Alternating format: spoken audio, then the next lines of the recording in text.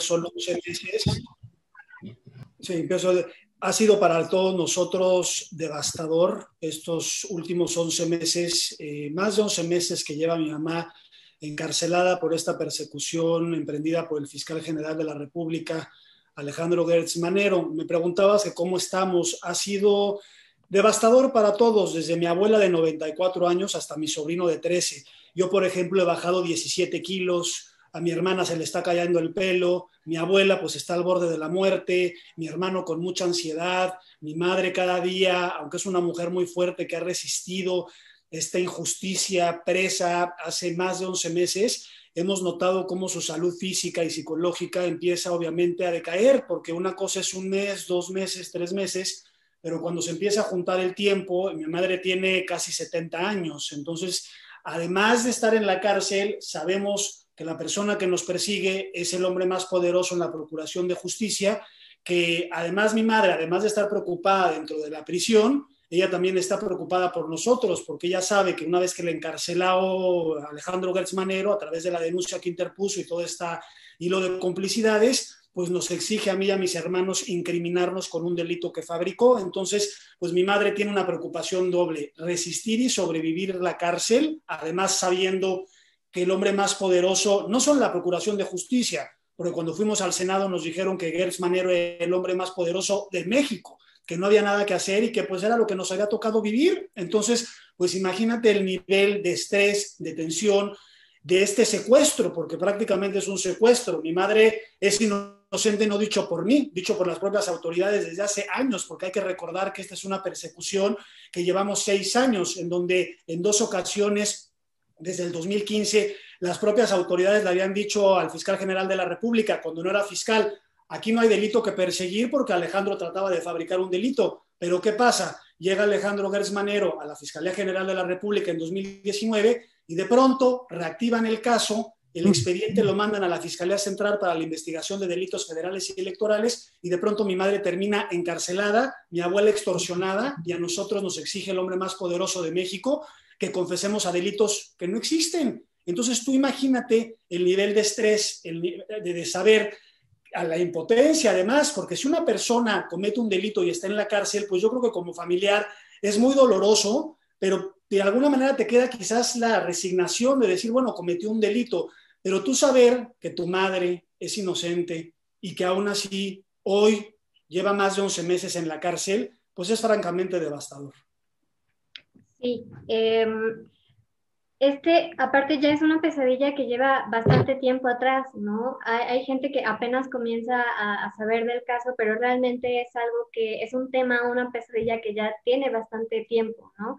Así ¿Cuándo es. es que, bueno, la primera pregunta sería, ¿cómo es la relación que ustedes tenían con Gertz Manero como familia?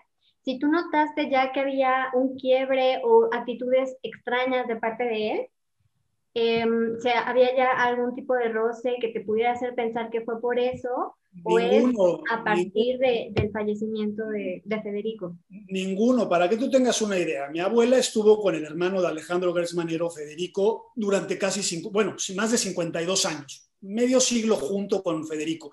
Y fue una vida en familia de lo más normal, con armonía. Mi abuela fue muy feliz con Federico. La relación con Alejandro Gertz Manero realmente no existía, porque fuera de las navidades o cumpleaños o eventos particulares, Alejandro convivía con su hermano. Fuera de eso realmente no había como una relación entre ellos muy cercana. Todo esto para nosotros fue una sorpresa. Cuando nosotros en 2015, Federico, la pareja de mi abuela durante 52 años, en 2015 tenía él 82 años. Entonces ya tenía problemas de la vista, tenía un marcapasos en el corazón, tenía ya demencia senil, varias condiciones de salud. Entonces es ahí cuando mi abuela decide contratar a 2 enfermeros profesionales para que le ayuden a tomar los cuidados de quien fue su pareja durante 52 años. Pasan 2, 3 días, esto es en agosto. Agosto fue cuando la vida de mi familia cambió para siempre. Mi abuela le habla al fiscal general de México y le dice: oye, Alejandro, noto que tu hermano sigue medio malo de salud. No te preocupes, Laura, le dice el fiscal, te voy a mandar en este momento a 2 doctores de la Universidad de las Américas, en donde Alejandro Gertz Manero era el rector. Entonces llegan los 2 médicos, que trabajaban para Alejandro, porque él era el rector, a casa de mi abuela, y le siguen prestando la atención médica al hermano durante 5 días. Y de pronto, para sorpresa de todos, como una escena de película, llega el fiscal general de la República, con Juan Ramos, que hoy es el subprocurador, llegan un ejército de personas, incluyendo ministerios públicos, policía, sin orden de cateo. Sin orden de cateo, esto ya obviamente dicho por la propia juez. Y entraron al domicilio, tomaron fotografías, se llevaron documentos y se llevaron a Federico, lo sustrajeron de la casa, porque Federico ya en ese entonces estaba arriba de una cama en la sala de la casa, y en contra de la voluntad de Federico enfermo y en contra de mi abuela, Alejandro Gertz Manero se lleva a su hermano y ahí amenaza a mi abuela y le dice, si tú te presentas a visitarlo en el hospital, te voy a arrestar. Esto fue un 29 de agosto de 2015. Federico se muere el 27 de septiembre, es decir, casi un mes después, bajo el cuidado exclusivo de Alejandro Gertz Manero.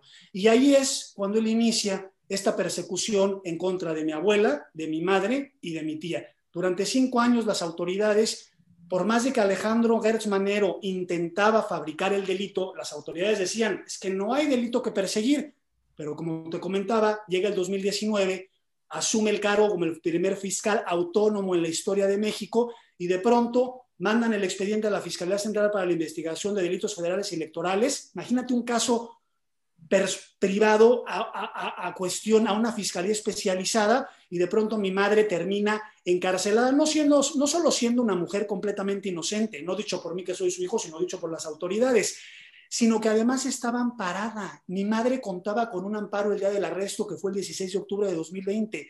La arrestaron estando amparada y al día de hoy mi madre sigue presa.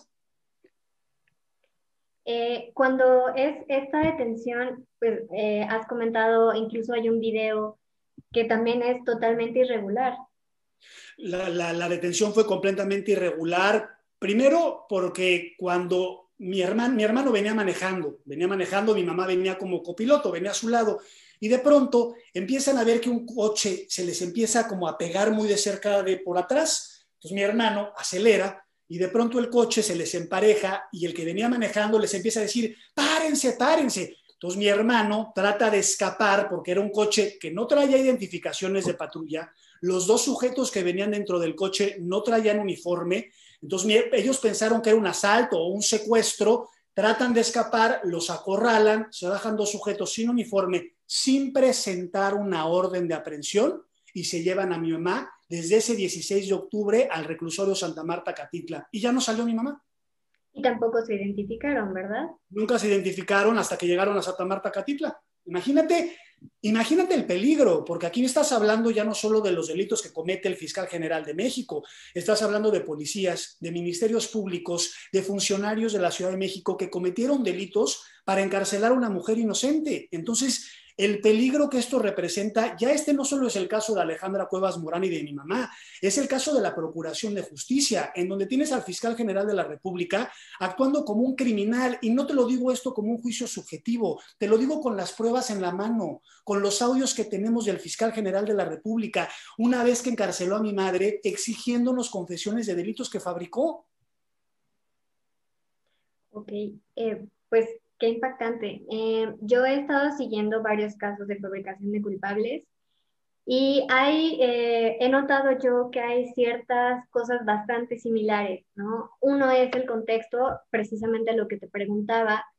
Hay veces en que sí detienen a personas, pues, por razones que no se conocen, ¿no? Pero otras también hay una venganza por detrás, ¿no? Algún tipo de interés. En este caso también habían comentado que si no fuera por parte emocional de parte del fiscal, sería entonces que acusa a tu madre por algún tipo de interés económico. A mi madre la tiene como su rehén en la cárcel porque Alejandro Gertz Manero supone que mi abuela, después de haber compartido 52 años con su hermano, pueda tener información o estados de cuenta que se le hayan traspapelado al hermano que confirmen y que constaten que Federico Gertz Manero era el prestanombres del fiscal general de la República. Toda esta fabricación que ha hecho el fiscal es porque él supone que esos estados de cuenta en paraísos fiscales que tenía el hermano de Alejandro era su prestanombres. Entonces, toda esta persecución que ha hecho, nada tiene que ver con, él sabe perfectamente que nadie mató a su hermano, él ha dicho, es que no lo cuidaron bien, pero es que yo puedo decir lo que quiera, pero es que los hechos dicen otra cosa. ¿Por qué? Porque el hermano siempre fue cuidado no solo por mi abuela, sino por los médicos que el propio fiscal general de la República había designado para que cuidaran a su hermano, no solo en la casa de mi abuela, sino te recuerdo, en el hospital. Él se murió casi un mes después